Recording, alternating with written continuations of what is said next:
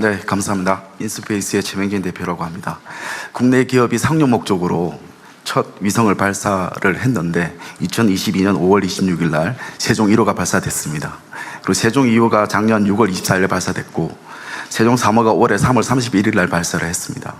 그리고 자체 개발한 세종 4호는 작년 누리호 4차 발사 때 우주로 나갔습니다. 그래서 총 4기의 초성 위성을 발사했고 현재 2호, 3호, 4호의 3개의 군지 위성이 정상적으로 운영되고 있습니다.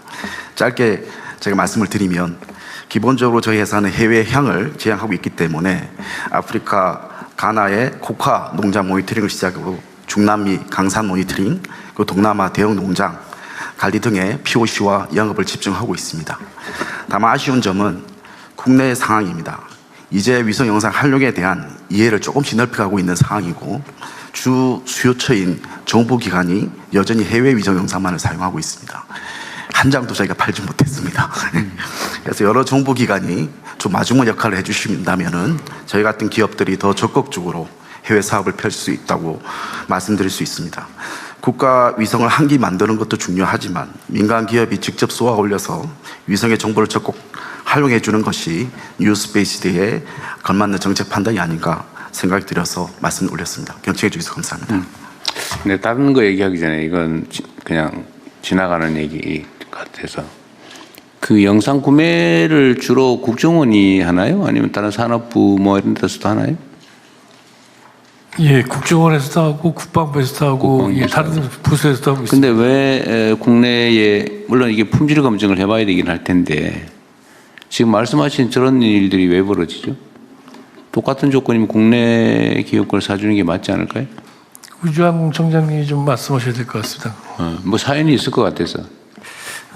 기본적으로 우리 국방 목적이나 이런 데는 이제 우리 수요처나 국방부나 자체 위성들을 보유하고 있고 그 영상을 통해서 필요한 영상들. 지금 문제는 아니 외국 영상을 사지 말고 국내 영상을 사달라 이 말인데 왜 국내 영상 활용하는 거 아니고 필요 없는 거 사라는 얘기가 아니고 해외 영상 외국 기업들 영상을 사는데 국내 영상이 그게 모자라지 않다 지금 그 얘기 하는 것 같아요.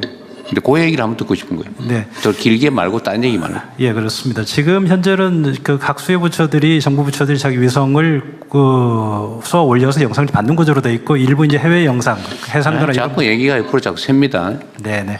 아니 자체 조달하는 거는 얘기하는 게 아니잖아요. 네. 왜 동일한 조건이면 국내산을 사는 게 원리적으로 맞는데 우리가 지금 R&D 예산 이런 것도 지원하잖아요. 그런데 왜 동일한 조건의 영상이라면 국내산을 사는 게 맞는데 왜 외국 거를 사고 있냐? 뭐 외국 걸 안 사고 있다면 할 말 없는데 사고 있다면 품질 비교를 해봐야 되고 품질 비교를 해봤는데 안 해봤다면 그것도 문제고 해봤는데도 해봤더니 뭐 국내가 좀 나쁘다. 뭐 그런 구체적인 얘기를 한번 듣고 싶은 거예요. 지금 왜냐하면 이게 그 특정 사안에 관한 얘기가 아니고. 정부 행정의 일반 원칙에 관한 것이어서 하는 얘기입니다. 예를 들면 과거 같은 경우는 우리 외제 좋아했잖아요. 그리고 뭐 오랫동안 했으니까 검증됐다 이런 기준도 있고 그냥 혹시 새 거 썼다가 문제 생기면 문책하고 감사원이 뭐 감사하고 이러니까 안 했는데 지금은 그러지 말아야 될 것 같아서 한번 물어보는 거 실상을 네. 왜 그랬는지. 정확하게 지금 수요처에서 영상의 그 퀄리티나 해상도나 이런 부분까지는 저희 청에서는 정확히는 잘 모르겠습니다. 그렇지만 위성 제작이 민간 역량이 커져가기 때문에 민간 영상을 국내 수요기관들이 구매하는 방향으로 가야 되고 지금 군이나 수요처에서도 그 방향을 검토하고 있는 걸로 알고 있습니다. 근데 왜 안 하냐 그 말이잖아요 지금. 그러니까 중요한 거는 이제 해상도 같은 부분을 비교해봐야 될 것 같습니다. 지금 현재 말씀하시는 사장 대표께서 어느 그 회사의 그 영상의 해상도라든가 품질을 확인해보고 아직 비교를 못 해봐서 그런 거예요? 아직 그런 보고는 받지 못했습니다. 아직 그 업체는 열심히 외국 영상보다 낫다는 걸 설명을 했을 것 같은데? 네네. 저 말씀하신 것처럼 그 정찰 위성 같은 경우는 초고해상도 위성을 쓰고 있지만 저희는 이제 5m급의 초소규 위성입니다. 5m급은 별로 필요 없을 것 같긴 하네요. 그렇지는 않습니다. 그렇지는 않습니다. 예. 필요 없다고 하는 게 국정원 입장인데? 과학용으로는 가능할 수 있습니다. 지금 5m짜리예요? 예, 5m급의 위성을 가지고 있습니다. 네. 그걸 사지는 않을 것 같은데 5m급 위성 영상 사진을 해외에서 사지는 않을 것 같은데 어때요? 영상에 어디에 쓰느냐에 따라 해상도가 이제 5m 값이 필요 있고 이제 30cm 급이 필요하긴 한데 여기서는 일정 용도 같은 경우에는 충분히 AI 기술의 분석을 통해서도 활용 가치가 있다 이제 이야기를 하는 거고 기본적으로 수요처는 고해상도 영상을 현재 그러니까 원하고 있는 우리가 상황입니다. 지금 자꾸 얘기를 언제나 하면 좀 집중해서 쟁점을 단순화하는 게 좋잖아요. 지금 여기는 5m 얘기하는 거예요. 5m짜리를 정부가 필요로 하고 있고 그래서 외국 영상을 사고 있다는 전제에서 하는 얘기잖아요. 그게 맞아요, 틀려요, 일단. 예, 사고 5m짜리 해외 영상을 삽니까? 예, 그 사고 정부 있습니다. 부처에서? 사고 있습니다. 아무도 모르는 말인데. 예, 사고 있습니다. 그러니까 저기는 사고 있다고 주장하는데 지금 여기는 사고 있는지도 모르고 있는 거예요, 지금. 예, 우주청에서는 그것까지는 파악하지 못하고 있습니다. 그러니까요. 예. 대통령 잠깐 말씀드리면 5m급 같은 경우에는 해외 위성 기업들이 위성수가 정말 많아서 해상도가 낮음에도 불구하고 자주 찍을 수 있어서 선택하는 편입니다. 하지만 국내 상용 기업들은 저해상도 같은 경우에는 아직 위성수가 적어서 이제 충분히 영상을 자주 찍지 못하기 때문에 선택에서 많이 떨어지는 편이고요. 그리고 국가안보 목적에서 필요로 하신 다양한 고해상도 위성은 국내 기업들 위성을 선택했고 계약된 사례가 있습니다. 그래서 해외 위성에 의존하고 있다라는 우려는 하지 않으셔도 괜찮을 것 같습니다. 그러면 저 업체에서 오해하고 있는 거예요? 예를 들면 여기 지금 지적하는 문제에 대한 의견은 어떠세요? 예를 들면 지금 얘기는 그거잖아요. 예를 들어 촬영 간격이 너무 뜸뜸해서 멀어서 예. 많이 안 찍으니까 네. 그런 효용성이 떨어지는데 그래서 저희가 민간인데도 정부보다 더 잘 알고 있는 것 같아요. 대통령 저희가- 저희 그 고해상도 일단 같은 경우 업체 얘기 먼저 예, 들어볼게요. 그래서 저희가 지금 벌써 4개의 위성을 띄웠고 네. 그 2호, 3호, 4호가 지금 군집 지금 여기서 지금 전태균 선생이 얘기하는 거의 문제는 해결됐다. 예, 플래닛 랩스 같은 경우는 100기 이상이 올라가 있지만은 저희 같은 중소기업이 한 번에 100기를 올릴 수 없지 않습니까? 그래서 차근차근 지금 올리고 있는 상황이고 그리고 근데 나중에 충분히 올리면 간격이 많이 좁아지면 그때는 유용하겠네요. 훨씬 유용합니다. 그때 사겠지 그러면. 일단 제가 좀 한 가지만 더 말씀드리면 농림위성이 아직 발사가 안 됐는데 5m급입니다. 5m급이고 저희 위성이 똑같은 5m 해상을 가지고 있습니다. 오히려 더 분광 해상도가 더 높습니다. 더 밴드수가 많기 때문에. 그러니까 그런 것들은 아직도 소통이 좀 부족한 것 같아요. 예를 들면 저기 서로 판단이 다른 것 같아요. 분명히 설명했을 거고 정부 기관에서는 이제 채택을 안 한 거고 나름의 이유가 있을 텐데 충분히 설명을 안 하다 보니까 저렇게 억울하다 이런 얘기를 하는 거잖아요. 그 소통이 안 됐다는 얘기죠. 앞으로 정부 기관에서 이런 부분들 소통을 좀 잘하십시오. 아직 소명이 충분히 안 된 것 같아요. 내가 보기 저기서는 살 수 있는데도 안 사준다 이렇게 생각하는 것 같아요. 저 업체 혹시 미워하지 말고 정당한 문제 제기니까 설명이 부족해서 그러는 거니까요. 기본적으로 위성 사업에 말씀드린 것처럼 민간 위성을 적극적으로 활용하는 구조로 바뀌어야 간다고 생각을 하고요. 그러니까요. 방금 이야기한 것처럼 구체적으로 내용을 좀 알아보도록 하겠습니다. 민간을 활용하는 건 좋은데 왜 해외 걸 하냐? 가능하면 국내 걸 해줘야 국내 기업들이 크지 이 말이잖아요. 네. 그 고해상도 민간 기업도 있습니다. 그래서 그거는 저희들이 지금 그 구매하고 있습니다. 국내 걸 구매하고 있어요. 이 같이 위성 자체도 그 위성을 국내 위성을 올리고 있습니다. 이렇게 노력하고 있어요. 그러니까 이해하시고 설명을 잘하도록 하시고 채택 못하면 해명이나 설명도 서로 잘하고 그러십시오. 이게 이제 민관 간의 협업이 잘 충분하게 되고 있지는 않다 그 뜻이거든요. 이게 소통이 잘 안 되고 있다는 얘기 아닙니까? 예, 앞으로 좀 더 신경 써서 하시죠. 예. 알겠습니다. 그 최 대표님은 다 오해가 풀리셨죠? 알겠습니다. 네. 오해는 아직 여전히 의문을 갖고 있어요. 네. 이 발주처에 말씀 주신 것처럼 발주처의 니즈와 또 업체 간의 소통이 잘 돼서 오해가 잘 풀리길 바라겠습니다. 자, 그러면 다른 또 기업들의 건의 사항을 들어보도록 하겠습니다. 제 바로 앞에 계신 첫 번째 열에. 네. 한국 가면 좁습니다. 5월 달에도 뵙고 또 뵙습니다. 대통령님께 먼저 감사 말씀드리고 싶은 것은 현장 밀착 경임인서도 신속하게 해결해 준다. 감사합니다. 오늘 말씀드리고 싶은 것은 저희 회사는 지난번에 말씀드린 건 조선관계에 LNG 캐리어 2차 방벽 100% 하고 있다고 말씀드렸습니다. 만은 저희 회사 본업은 탄소 섬유를 이용한 중간재 만드는 회사입니다. 스포츠 용품에서 80년대, 90년대에는 전 세계 한 60%도 하고 70% 했습니다. 지금 이제 그건 다 없어지고 그러면서 이제 항공이나 우주 쪽으로 쳐다보고 있습니다. 여기서 오늘 감사의 말씀 드리고 싶은 거는 국가연과 한 8년 전부터 항공기 소재를 개발을 했습니다. 그게 요 몇 달 전에 대한항공에서 무인기 1호기가 출고되었습니다. 저희들 항공기 소재는 그 민항기의 최신형인 A350이나 380이나 787에 쓰이는 것을 토대로 해서 국가연에서 개발을 했습니다. 같이 개발했습니다. 그런데 국가연에서 개발할 때 에피소드가 하나 있었습니다. 전 세계 제일 좋다는 걸 가지고 벤치마킹을 했죠. 근데 저희들 생각은 조금 달랐습니다. 좀 더 잘 만들 수 있다라고 생각을 했습니다. 그래서 그걸 제안했고 1단계에서는 국가연에서 하는 것과 저희들이 하는 것을 같이 동시에 했고 그러면서 비교를 했습니다. 비교해가지고 저희들께 입증이 돼서 저희들과 바꿔 타줬다는 게 첫 번째 국가연에 대해서 감사하다는 말씀 드리고 싶고 그리고 요즘은 무인기 시대가 되다 보니까 전자파 차폐라든지 이런 것까지도 페인트를 바르는 게 아니고 이제 소재 자체가 그걸로 채택이 돼서 하고 있습니다. 여기서 제가 문제점을 조금 말씀드리고 거느리고 싶은 거는 저 그래 개발했던 게 우리 KF-21에서는 쓰고 싶으나 거기에 꼬리 날개를 3개를 만들어야 됩니다. 근데 카이에서는 이미 만들어져 있는 거기 때문에 그걸 다시 시험하려고 하면은 꼬리 날개 하나만 하더라도 200~300억 원이 들어갑니다. 그래서 국기연에서 이 과제를 채택해서 하려고 했는데 저희들이 분담금이 너무 커서 포기를 하게 되었습니다.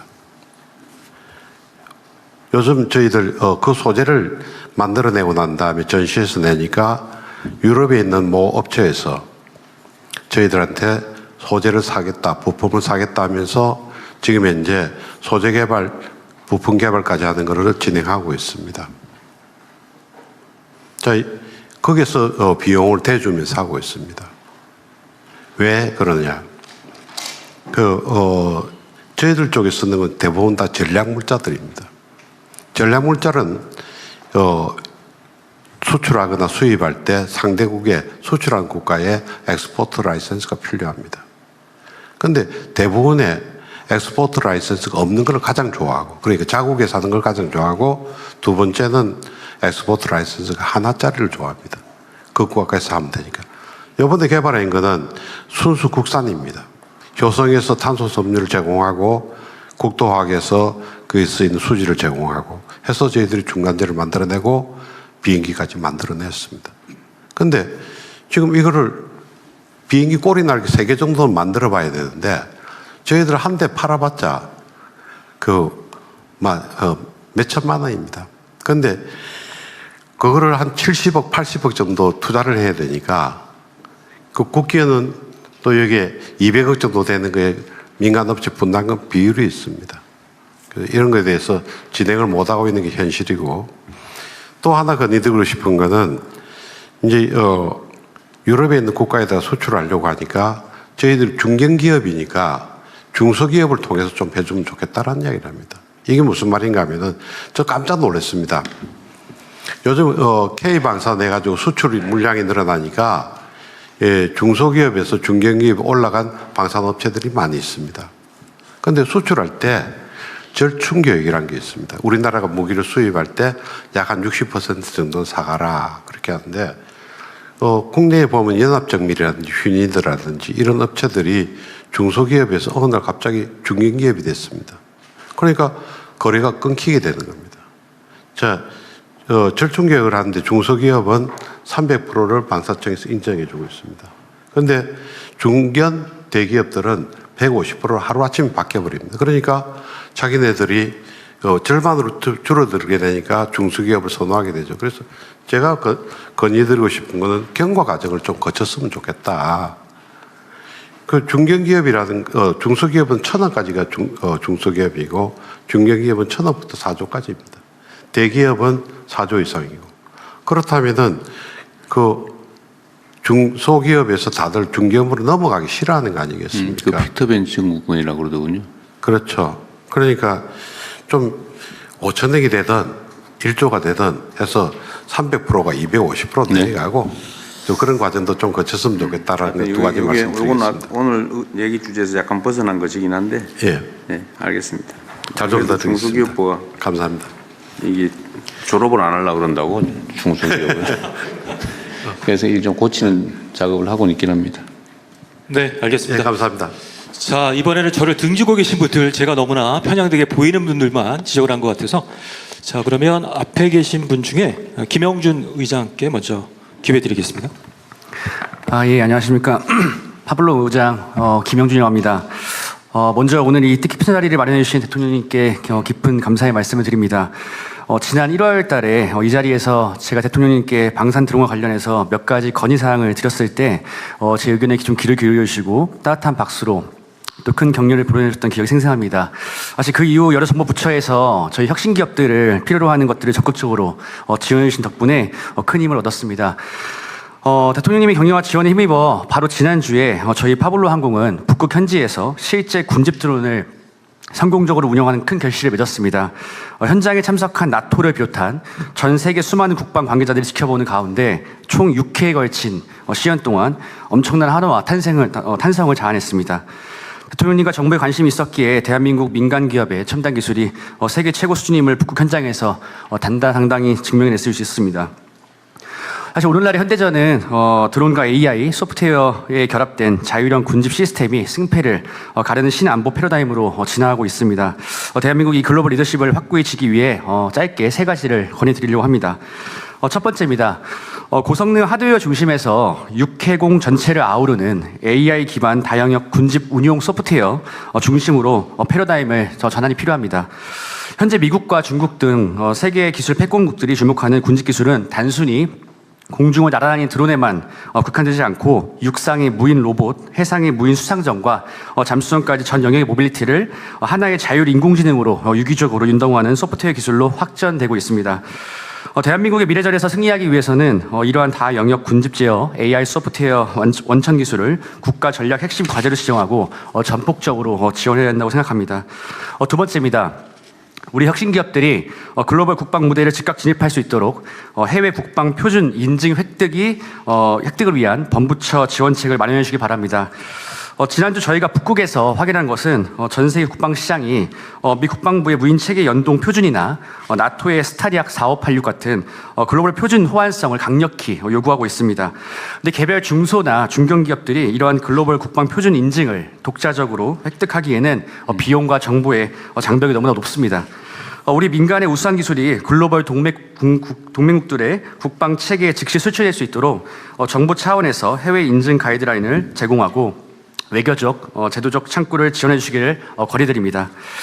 세 번째입니다. 기존의 상용 드론 특구들을 뛰어넘어서 육해공 무인 체계를 동시에 실증할 수 있는 대규모 다영역 안보 특구를 조성해 주시면 감사하겠습니다. 오늘 정부가 발표해 주신 대규모 방산 펀드와 공공 투자적 대책은 혁신 기업들의 강력한 마중물이 될 것이라 판단됩니다. 이 소중한 자본이 기술 고도화로 직결되려면 국내에서는 하늘, 땅, 바다를 하나로 묶어서 수백 대의 이기적 모빌리티를 전파 규제나 공역의 제한 없이 동시에 굴릴 수 있는 통합 실증 인프라가 필수적입니다. 민간 위주의 기존 드론 특구 패러다임을 넘어 전술 통신망 응동이나 재밍 등 안보 기술을 상시 검증할 수 있는 국방 특화형 대규모 실증 공간을 마련해 주신다면 대한민국 안보 산업의 성장 속도가 획기적으로 빨라질 것입니다. 대통령님 지난 1월 달에 저희의 작은 목소리에도 귀 기울이시고 전폭적인 관심을 보장해 주신 덕분에 저희는 지난주 북극이라는 거친 환경 속에서도 세계 최고의 기술력을 당당히 증명할 수 있었습니다. 대통령께서 이끌어주시는 신안보 강국의 비전에 발맞추어서 저희 파블로 항공 역시 독보적인 군집 AI 기술로 대한민국의 안보 역량을 한 단계 더 끌어올리고 글로벌 방산 시장을 선도하는 자랑스러운 국가대표 기업으로 보답하겠습니다. 예, 감사합니다. 네.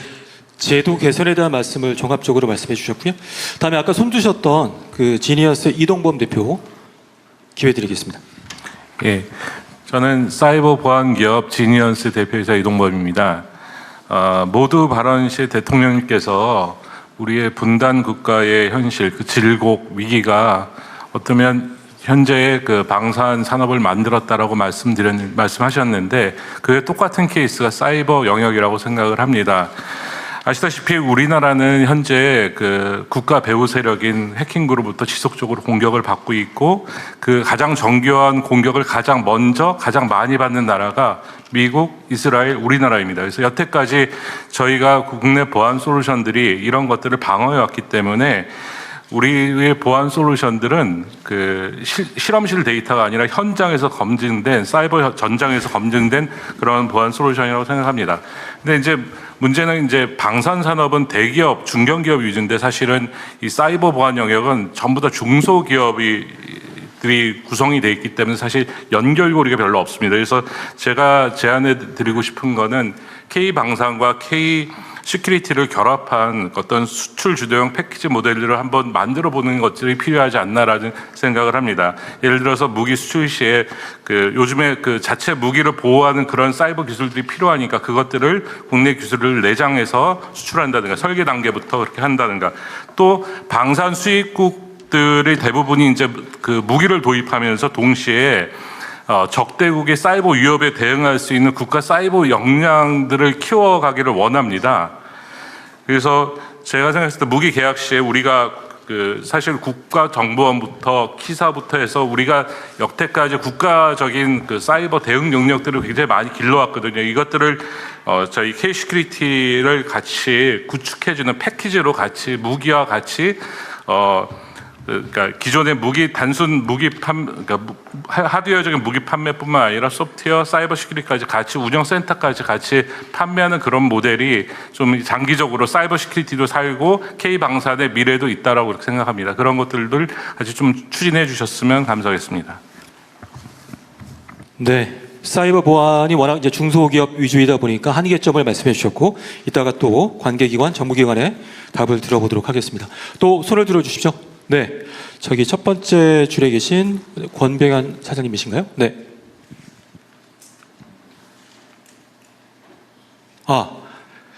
죄송합니다. 이성현 대표께 발언 기회를 드리도록 하겠습니다.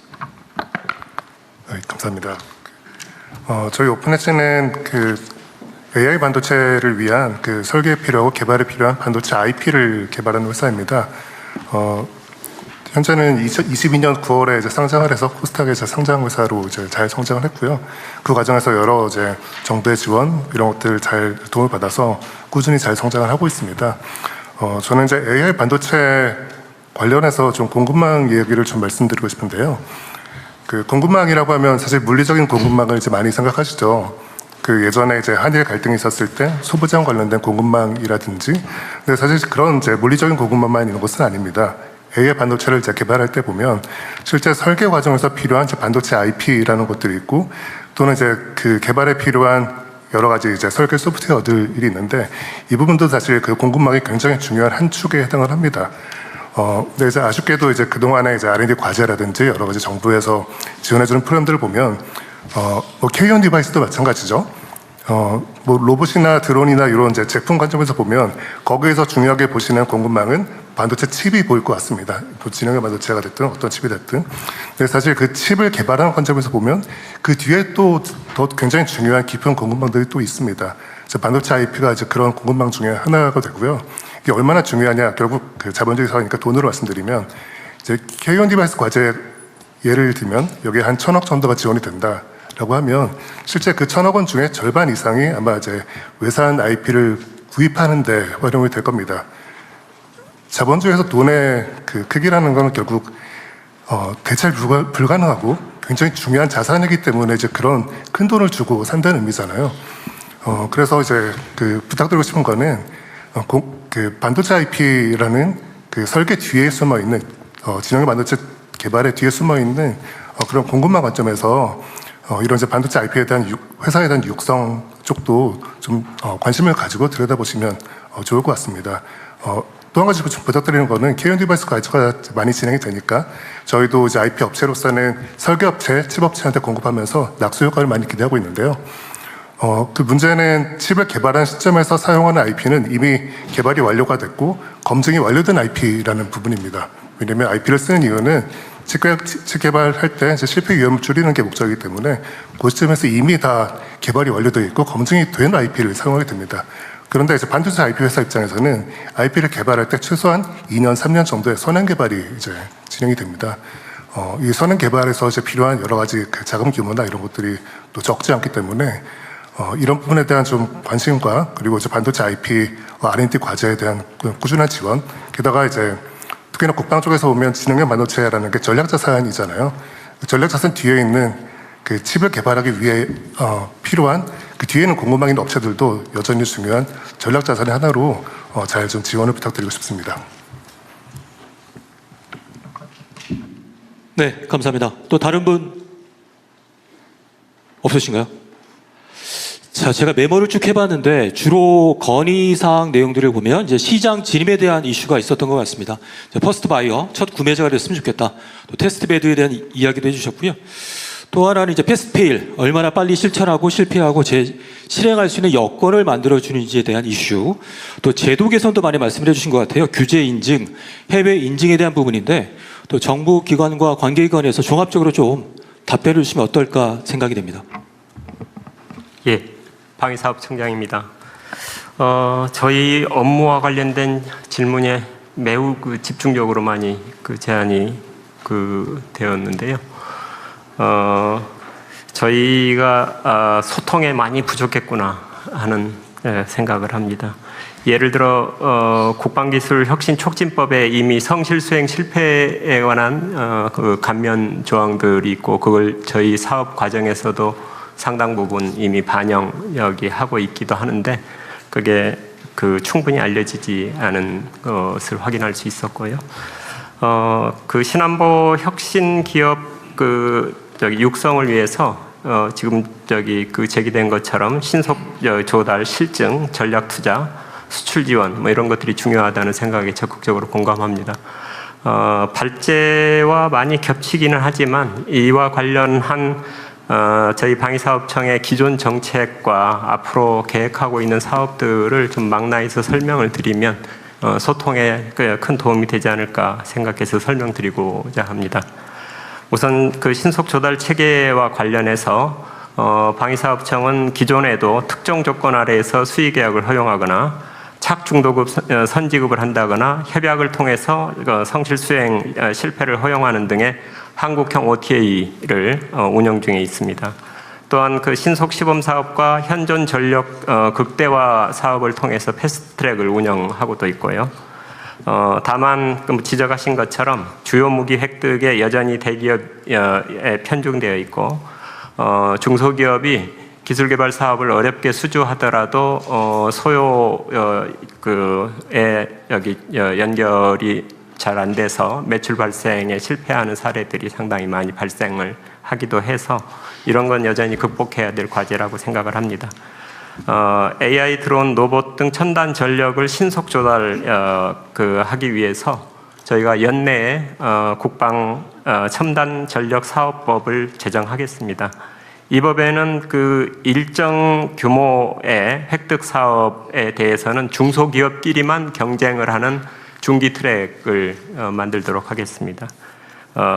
특히 중기 참여 사업이 매출로 반드시 연결되도록 소요 연계를 의무화하도록 하겠습니다. 그리고 지적하시는 것처럼 기존의 일괄 완성형 소요 외에도 임무형 소요 체계를 도입하겠습니다.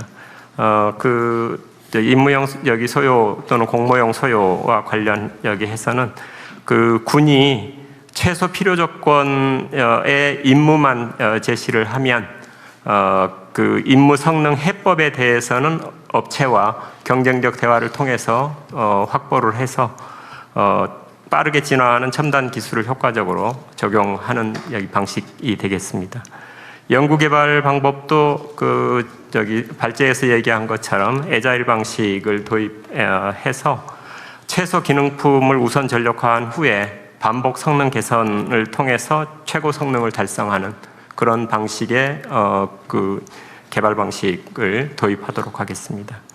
다만 군이 사용하는 과정에서의 안전도 고려해야 되기 때문에 최소한의 체계 안정성은 반드시 확보해서 사용자인 군의 생명 안전을 담보하도록 하겠습니다. 실증 지원 관련한 질문들이 많이 있었는데, 금년부터 방위사업청이 이미 군 실증 지원 사업을 시작하였습니다. 군 시험장에서 전투 실험, 체계 적합성 시험 등을 통해서 중기 우수 제품에 대한 군 실사용 경험을 확보하는데 지원하고 있습니다. 이 규모를 내년에는 2배 이상으로 확대하려고 합니다. 전략적 투자 여기와 관련해서도 방위사업청이 이미 운용 중인 5,900억 원 규모의 방산혁신기술펀드와 K방산 수출펀드 규모도 지속해서 확대하도록 하겠고요. 재경부가 주관하는 국민성장펀드 전략수출기금의 방산 투자 비중을 확대하기 위해서 컨설팅을 강화하도록 하겠습니다. 해외 수출 지원 관련해서도 절충 교역을 고리로 해서 글로벌 체계 기업에 우리 중소기업이 협력업체로 참여할 수 있도록 지원하는 사업을 저희가 꾸준히 해오고 있는데, 그걸 GVC 30 사업이라고 합니다. 이 사업의 규모도 키워가는 방향으로 노력하겠습니다. 그리고 이제 수출을 위한 개조 사업이나 실증 인증 지원, 그리고 전시회 참가 등 마케팅 지원 활동도 확대하도록 하겠습니다. 질문 과정 속에서 해외 표준 관련한 질문들이 많이 나왔는데, 저희가 나토 표준에 참여하는 것과 관련돼서 나토와 정책 협의도 꾸준히 하고 있습니다. 다만 약간의 딜레마는 저희 방산 경쟁력이 높아지는 것 때문에 사실은 상대편들이 저희를 견제하는 것도 점점 커져서 표준에 참여에 대한 요구도 높아지지만 진입 저항도 상당히 있는 편이다 하는 것이고요. 그리고 아까 중견기업의 상대적인 불이익에 관한 이 부분도 저희가 고민 이해하고 그것을 완화하기 위한 정책적인 고민하고 있다는 말씀 드립니다. 이 정도 말씀드리겠습니다. 네. 아마 시장 진입과 제도 개선 관련해서 워낙 또 건의사항들이 많았기 때문에 청장님께서 잘 말씀을 해주셨습니다. 또 성장 지원이나 제도 개선 관련해서 종합적으로 조금 말씀해 주실 분이 계시면, 네, 부총리님. 예, 지금 아까 중소기업에서 중견기업으로 가면서 이제 그런 문제는 저희들이 종합적으로 검토를 하고 있기 때문에 그 과정에서 중기부하고 협의를 하도록 하겠습니다. 그리고 파블로 항공에서 국가 군직기술을 국가 핵심 전략기술로 선정해달라고 하는 부분에 대해서는 저희들이 적극적으로 한번 검토를 해보도록 하겠습니다. 연락을 좀 드리도록 하겠습니다.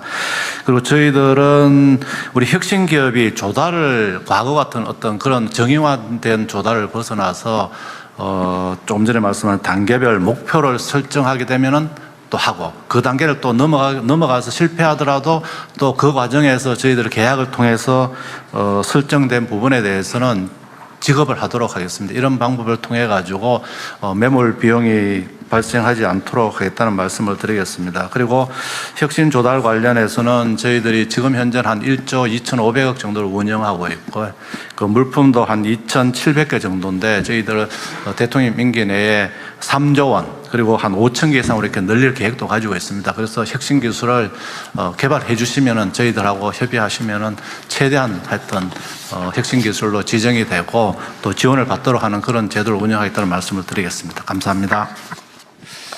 네, 20분의 대표님께서 다양한 의견을 주셨는데요. 네, 말씀 주시죠. 네, 파블로 항공 김 부장님께서 글로벌 수출 실증 지원 확대와 단약 표준화, 그리고 테스트베드 구축, 소위 말하는 드론 특구를 말씀하셨는데, 탄약 드론 표준화를 위해서 우리가 중소업체도 군용 드론 시장에 참여할 수 있는 그런 기반을 조성토록 하겠습니다. 그리고 우리 군이 지금 사용하고 있는 승진 시험장이랄지 이런 시험장들은 주말에 주말에 거기서 여러 가지 그 개방을 해서 민간의 실증 그 기회를 확대하고 또 해외 훈련장도 우방국과 협력해서 이런 부분들을 확대해 나가면서 수출 기반을 좀 넓혀가도록 그렇게 하겠습니다. 네. 네, 다른 문제 없으신가요? 네, 말씀 주시죠. 예, 오정웅 청장 몇 가지 말씀 올리겠습니다. 아까 옆에 계신 전태균 대표께서 국가의 위성 데이터를 전폭 지원해달라는 말씀이 계셨습니다. 제가 발표에서도 올해 금년 8월부터 6만 장의 영상을 공개하겠다고 했습니다. 그건 이제 광학 위성 영상입니다. 그 외에 이제 레이더 영상도 있는데 그것도 준비되는 대로 대폭적으로 개방을 해서 이 그 파운데이션 모델 학습에 해서 기술 고도화를 하도록 지원을 하도록 하겠습니다. 그리고 나라스페이스 대표님께서 아까 우주 관련해서 초소형 위성을 만들고 계시는데 실패에 대한 부담 얘기를 하셨습니다. 지금 이제 우주 위성이 이제 대량 생산 시대로 가면서 되게 초소형으로 가고 그러다 보니 값과 경제성을 추구합니다. 경제성을 추구하다 보니까 이제 우주급 부품하고 이제 상용 부품이 가격이 100배 정도 차이가 납니다. 예를 들어 반도체 같은 경우에는 우주 환경에 방사선에서도 고장이 나지 않을 정도 테스트를 해야 되면 엄청난 비용이 들어갑니다. 그러나 이제 스타링크 같은 경우에는 비용을 적게 하고 고장 나면 버리고 새로 올린다는 개념으로 갑니다. 국가 위성들도 최근에 수십 기를 올리는 일명 군지 위성이라는 것을 올리는데 그렇게 되면 기본적으로 고장 날 확률을 안고 가게 됩니다. 그런데 최근에 이제 군지 위성의 구조는 한두 개가 고장 나더라도 전체 시스템적으로 작동하게 하자. 라고 하는 원칙으로 시스템을 구성하고 있는데 말씀하신 것처럼 이제 그런 부분들을 이제 공급 부분에서 실제 계약하고 조달하는 과정에서 제도적으로 어떻게 만들어갈지가 하나의 숙제고 그리고 말씀해 주신 것처럼 위성 산업의 아까 주요 전략 자산을 하는 그런 것들이 되게 중요하고 그래서 그 중요한 핵심 부품을 개발하는 업체들을 별도로 좀 관리해서 우리나라의 국가 경쟁력을 올려가는데 좀 앞장서겠습니다. 이상입니다. 네, 없으시면 아마 20분의 대표님께서 많은 의견들을 또 서면 의견서로 주셨기 때문에 또 각 부처에서 꼼꼼하게 답변을 드릴 겁니다. 시간이 많이 가서 마지막 세션으로 넘어가겠습니다. 좀 속도감 있게 진행을 할 텐데요. 가장 기본 조건이 우수한 인재 확보일 텐데 인력 확보 방안, 인재 육성 방안에 대해서 함께 고민을 해보도록 하겠습니다. 네, 대표님. 네, 저희는 반도체 MEMS 센터를 만들어서 무기체계에 공급하는 마이크로인피니티 대표이사 정학영입니다. 그 인재 육성이 그 줄임말이고 그걸 풀었으면은 우리 기업에 꼭 필요한 인재를 만들어서 우리 기업에 데려오는 그게 아닐까 싶습니다. 근데 현재 대학이나 연구소는 그 국가 과제에 의존하게 됩니다. 따라서 국가가 정책에 따라서 지원 분야가 바뀌게 되면은 굉장히 빠른 시간에 그 분야 과제들이 없어지는 경우들이 있습니다. 저희 같은 현재 지금 MEMS 센서는 전 세계적으로 휴대폰, 그 국방 이런 데 많이 사용되기 때문에 굉장히 큰 시장을 갖고 있음에도 불구하고 2000년대 초에 MEMS 분야에 대한 지원이 갑자기 나노라는 이름의 과제로 이렇게 바뀌면서 거의 지금은 대학에서 하고 있는 데가 없습니다. 그래서 근데 이와 반대로 중소기업은 주력 제품을 쉽게 변경할 수가 없습니다. 그 기업의 생사가 달려있기 때문에 저희도 20년 넘게 센서 분야에 집중을 해서 이제 결실을 맺고 있습니다. 그래서 저희가 지금 제안하는 거는 중소기업이 학교나 연구소에 개발비를 지원할 때 그 개발비를 키우기 위해서 정부에서 매칭 펀드로 같이 동참해 주시는 거를 부탁을 드리고요. 이렇게 하면은 규모가 커지기 때문에 저희가 한 교수 할 거를 2명, 3명의 교수에게 또 학생들에게 할 수가 있을 것 같습니다. 그리고 이렇게 해당 과제를 수행을 한 학생이 그 회사에 지원하게 될 때는 여기에 합당한 또 지원책으로 유도할 수 있으면 좋겠습니다. 정부에서 사실은 굉장히 큰 연구개발비를 매년 투자하고 있지만 실제로 이게 적용되는 사례는 많지 않을 것 같습니다. 국방 분야가 그래도 투자한 거에 비해서 실제로 적용되는 게 많을 것 같은데 그 이유는 국방 분야는 요구하는 게 정확하고 그리고 했을 때 반드시 국방에서 쓰기 때문에 그렇습니다. 그래서 중소기업에서 투자하고 정부가 매칭해 준다고 그러면은 그렇게 해서 나온 결과는 중소기업에 많이 활용이 될 것 같습니다. 그리고 이거는 제가 이런 기회 때마다 몇 번 말씀을 드리지만 약간 헛소리 같은데, 대학은 10년 이상 또 연구소는 5년 이상 해야지 되는 그런 과제를 또 성공 확률도 굉장히 낮고요. 하지만 이렇게 성공했을 때는 그 산업에 미친 영향이 큰 그런 과제를 하고 이제 중소기업에는 좀 더 실질적인 거를 지원했으면 좋겠습니다. 그리고 아까 나온 것 중에서 중소기업이 큰 과제를 들어갈 수가 없다. 그런 거는 체계업체 준다. 근데 그거는 사실은 그 과제의 성공에 대한 리스크가 크기 때문에 할 수 없이 그 체계업체에 지원하는 걸로 생각하고 있는데, 제가 한 20년 전에 미국의 국방과제에 참여해가지고 중간 발표에 참석을 한 경험이 있습니다. 그때 어떻게 정말 감명 있게 느낀 거는 하버드 대학하고 카네기 멜론 대학교하고 MIT인가 그 세 대학교에 동일한 과제를 주고 그거를 1년 후에 발표를 시키더라고요. 그렇게 하니까 저같이 그 분야에 모르는 사람도 듣고 있으면은 누가 지금 잘하고 있고 방향이 맞다는 게 그냥 보이더라고요.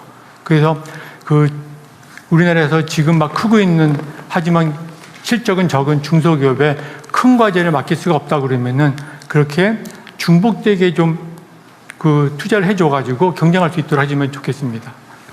네, 알겠습니다. 감사합니다. 네, 여기 국방대학교의 부총장님이 와 계신데요. 네, 논산에서 올라온 국방대학교 이홍섭입니다. 오늘 앞에 두 세션 이야기를 들어보면 스타트업 혹은 벤처 기업들이 군의 보안 규정이라든지 그런 진입 장벽으로 아마 기술을 현장에서 적용하고 발전하는 데 굉장히 많은 어려움을 안고 있다고 생각이 됩니다. 그런데 저희 학교 같은 경우에 이러한 기술과 현장의 교류가 제한된 상황에서 이러한 기술과 현장과 정책 수립을 연결할 수 있는 그런 플레이그라운드 역할을 할 수 있을 것 같습니다. 예컨대 현재 우리 국방대학에는 AI 드론이나 혹은 로봇 같은 전문 영역에 20분의 교수님이 계십니다. 그리고 매년 한 50여 명의 석사과정 학생들이 배출되고 있습니다. 그런데 이러한 친구들이 모두 다 국방 도메인에서 모든 경험을 갖고 있고 정책적인 또 생각을 갖고 있는 사람들이기 때문에 현장에 이러한 벤처 기업이나 스타트업들이 들어오면은 그때그때 여러 가지 소요를 제기할 수 있는 그런 이점이 있습니다. 그래서 저희들이 그러한 역할을 할 수 있을 것으로 생각이 되고, 다만 현재의 저희들 인프라로는 그렇게 하기가 조금 어렵습니다. 왜냐하면은 이러한 국방 영역에 있어의 신기술들은 무슨 인터넷이나 혹은 GPU 탑재가 필요한데 저희들 여건은 보안 문제 때문에 교내에서는 그런 것들을 실험하기가 굉장히 어렵습니다. 그래서 만약에 중소기업부나 국방부에서 같이 협의하셔서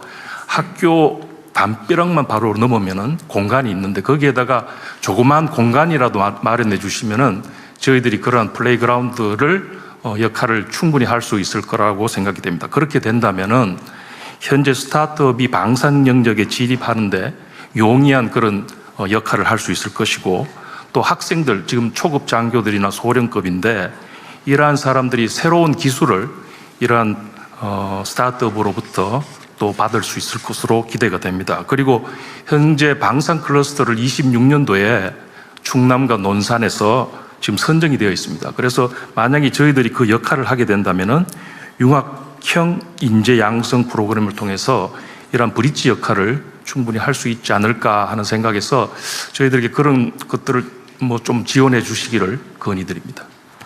감사합니다. 네, 감사합니다. 시간 관계상 한 분만 더 듣고 또 정보기관 분의 이야기를 듣고 좀 마무리하도록 하겠습니다. 다른 분들은 또 서면 의견서로 의견을 주시면 되겠습니다. 자, 페르소나 AI의 유승재 대표님. 안녕하십니까. 페르소나 AI 이승재라고 합니다. 저희는 CES에 나갔을 때 해외의 미국과 중국의 로봇들이 AI가 탑재된 상태로 이미 돌아다니는 것들을 보고 굉장히 감명 깊어서 특히 이미 중국은 구신지능을 발표해서 로봇의 AI를 탑재가 끝났습니다. 그런 부분들을 보고 우리나라도 빨리 AI에 대한 연구들을 로봇에 탑재하는 방향으로 좀 가야겠다라는 부분으로 생각을 하고 이렇게 연구를 계속해 오고 있고 그 이후로 또 CES 혁신상을 또 3관왕을 차지하기도 했고요. 그런 부분에서 굉장한 연구를 하고 있습니다. 오늘 주제가 신안보입니다. 신안보는 우리가 알고 있는 전통적인 군사 위협이 아니라 이제는 우리가 예측하기 어려운 사이버 테러라든지 그리고 AI 그리고 뭐 전염병 같은 부분들까지도 이제 신안보에 포함되는 영역이라고 할 수가 있습니다. 하지만 이제 이런 기업들이 신안보에 대한 스타트업들로 양성이 되기도 하고 또 정책적으로 발전이 나가야 되는데 그러기 위해서는 인재가 반드시 필요하고요. 하지만 그 인재가 없는 상태입니다. 왜냐하면은 아무래도 신안보라든지 국방에 대한 것들이 최신 트렌드이기도 하고 빠른 변화 속에서 나오고 있는 것들이기 때문인데요. 뭐 너무 마음이 답답해서 저희 엔지니어들을 다시 군대로 보내야 될까 뭐 이런 생각을 하기도 했습니다. 네, 그만큼 AI라든지 이런 테크 영역들을 하고 있는 인재들이 새로운 신안보에 걸맞는 그런 연구들을 할 수 있는 기회들이 많이 생겼으면 좋겠다는 생각이 들고요. 그 아이디어 중에 하나가 군 복무 연계형 인재 양성입니다. 우리가 알고 있는 이스라엘의 8200 부대 같은 것들이 세계 최고의 사이버 전문가들을 양성하고 있고 이들은 이미 많은 전문가들을 배출을 했습니다. 특히 미국에는 1000개 이상의 기업들이 창업을 했습니다. 그 나스닥 상장사는 300조가 넘는 기업들이 나오기도 했고요. 또 너무나 전문가이기 때문에 세계적으로도 이 인재들이 계속해서 취업도 잘 되고 있습니다. 그러니까 한마디로 일자리도 창출되고 창업까지 되는 것입니다. 그래서 빠르게 좀 새로운 신안보를 연구할 수 있고 또 이미 AI 엔지니어들 같은 저희 개발자들, 연구진들도 쉽게 접근할 수 있게 꼭 군에 가지 않더라도 민간에서도 또 관으로 또 진출할 수 있는 그런 기회를 많이 만들어주시면 감사하겠습니다. 이상입니다.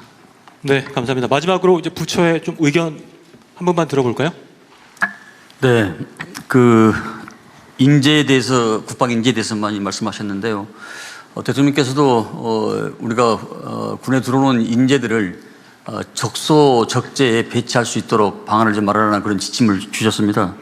국방부도 기술 인재에 대해서 그 중요성에 공감을 하고 과학기술군을 첨단을 걷기 위해서도 지금 현재 각군의 연구센터 또 국방연구소 등에서 지금 다양한 제도를 도입해서 지금 근무를 하고 있는데 이에 더해서 새로운 들어온 신병들도 이 신병들이 AI나 컴퓨터 이런 데 다재다능한 인재들이 많기 때문에 실증 전담 부대를 만들어서 그들을 양성 교육시키고 그 인재들이 이후에 사회에 나가서 계속 그 분야에 활용할 수 있는 이런 방안을 강구하고 있고 바로 지금 실천에 신속히 옮기려고 하고 있다는 그런 말씀을 드립니다. 이상입니다.